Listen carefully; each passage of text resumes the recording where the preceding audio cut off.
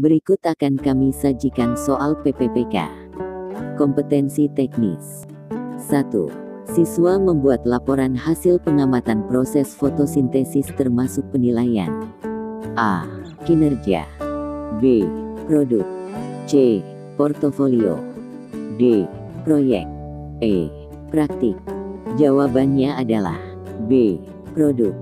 2. Media pembelajaran yang cocok untuk menjelaskan materi tentang Kenarok dan Kendedes adalah A. Sejarah tokoh masyarakat Jawa. B. Sumber buku paket. C. Gambar peta dan globe. D. Video kisah Kenarok dan Kendedes. E. Gambar candi. Jawabannya adalah D. Video kisah Kenarok dan Kendedes.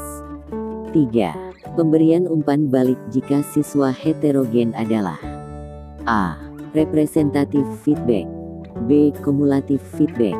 C. Kuantitatif feedback. D. Institutionalized feedback. E. External feedback. Jawabannya adalah A. Representatif feedback. 4. Pemberian umpan balik kepada peserta didik penting dilakukan meningkatkan keberhasilan, memperbaiki kesalahan, membantu untuk mengungkap kesalahpahaman, menyarankan perbaikan tertentu. Jenis umpan balik jika siswa homogen adalah A. Representatif feedback. B. Kumulatif feedback. C. Kuantitatif feedback. D. Institutionalized feedback. E. External feedback. Jawabannya adalah B. Kumulatif feedback. 5. Pengamatan pertumbuhan pohon singkong merupakan penilaian. A. Kinerja. B. Produk. C.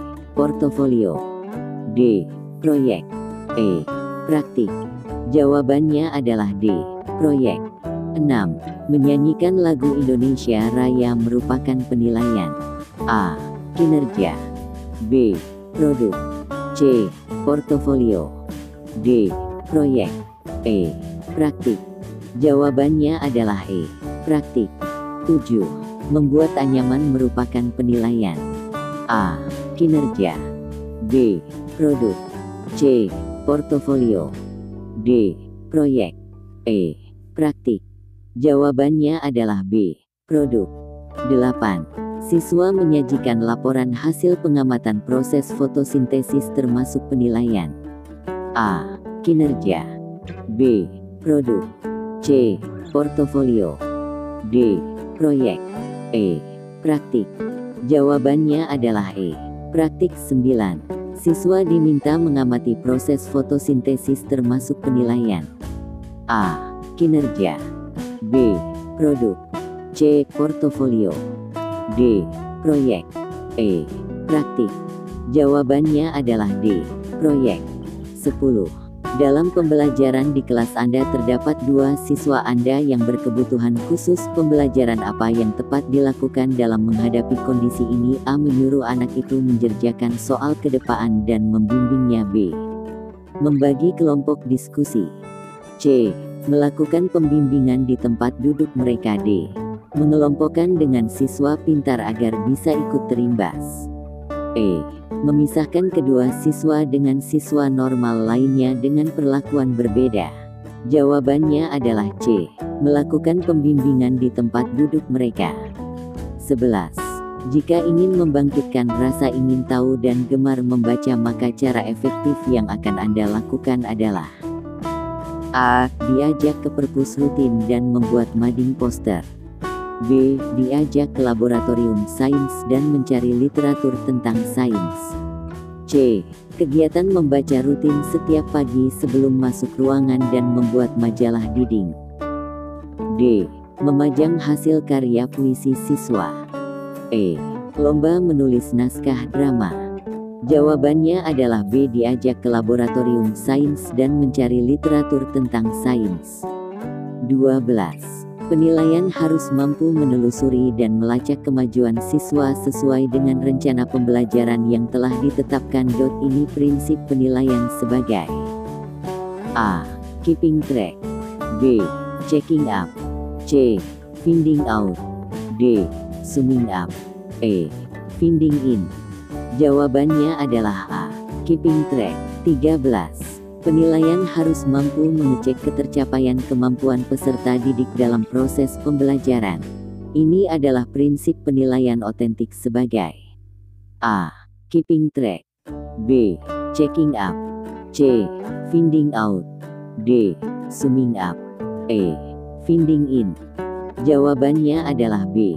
Checking up. 14. Guru menguasai bidang keilmuan lain yang menunjang proses pembelajaran adalah kompetensi. A. Pedagogik, B. Profesional, C. Kepribadian, D. Sosial, E. Budaya. Jawabannya adalah A. Pedagogik. 15. Dalam mengawali pelajarannya, Pak Mamas Nendar menyampaikan suatu siswanya. Langkah tersebut bertujuan untuk mendorong para siswa agar mau mengembangkan kreativitasnya. Langkah yang dilakukan Pak Mamas Nendar itu merupakan bagian dari model pembelajaran. A. Portofolio, B. Scientific, C. Penemuan discovery learning, D. Authentic, E. Contextual teaching and learning. Jawabannya adalah C. Penemuan discovery learning. 16. Manakah cara yang paling efektif dan bermakna dalam mengkomunikasikan hasil penilaian harian atau capaian sementara kepada siswa dan orang tua? A. Menggunakan angka-angka dan peringkat sementara siswa dalam kelas. B. Menggunakan angka-angka tanpa disertai peringkat. C. Dalam bentuk kategori A. Sangat baik, B. Sama dengan baik, C. Sama dengan kurang, D. Kurang sekali, D. Dalam bentuk angka KKM yang dicapai pada mata pelajaran dan kelulusannya. E. Dalam bentuk deskripsi tentang KKM yang sudah dicapai dan belum dicapai. Jawabannya adalah E. Dalam bentuk deskripsi tentang KKM yang sudah dicapai dan belum dicapai. 17. Salah satu indikator yang dapat menunjukkan kualitas butir tes uraian yang baik adalah A. Menuntut jawabannya adalah berupa ungkapan pendapat siswa. B. Menuntut jawabannya adalah berupa fakta-fakta yang sebenarnya. C. Ditulis dalam bahasa Indonesia yang baik dan benar. D. Ditulis oleh guru yang mengajar di kelas. E. Pertanyaan tidak berupa kalimat yang panjang. Jawabannya adalah A. Menuntut jawabannya adalah berupa ungkapan pendapat siswa. 18. Berikut ini merupakan faktor-faktor yang perlu diperhatikan dalam pengembangan kisi-kisi tes uraian, kecuali A. Penentuan alokasi waktu, B. Penentuan pokok bahasan, C. Penentuan indikator atau tujuan, D. Pendistribusian butir soal. Jawabannya adalah C. Penentuan indikator atau tujuan. 19. Dalam mengawali pelajarannya, Pak Ali merumuskan pertanyaan, mengumpulkan data informasi, dengan berbagai teknik mengasosiasi, menganalisis, mengolah data informasi, dan menarik kesimpulan serta mengkomunikasikan hasil yang terdiri dari kesimpulan untuk memperoleh pengetahuan, keterampilan dan sikap. Langkah yang dilakukan Pak Ali itu merupakan bagian dari model pembelajaran. A. Portofolio, B. Scientific, C. Penemuan, D. Autentik, E. Kontekstual. Jawabannya adalah B. Scientific. 20. Penilaian yang dilakukan oleh seorang guru harus dapat menilai kemampuan siswa sesuai dengan tuntutan kurikulum dan meliputi berbagai aspek. Hal ini sesuai dengan prinsip A. Terbuka, B. Menyeluruh, C. Bermakna, D. Adil, E. Sahih. Jawabannya adalah B. Menyeluruh. Demikian prediksi soal PPPK kompetensi teknis. Semoga dapat membantu Anda mengingat pengetahuan dalam bidang kompetensi teknis. Semoga ilmu yang kita pelajari bermanfaat dan barokah. Amin. Terima kasih telah menyaksikan channel kami. Jangan lupa like, komen dan subscribe.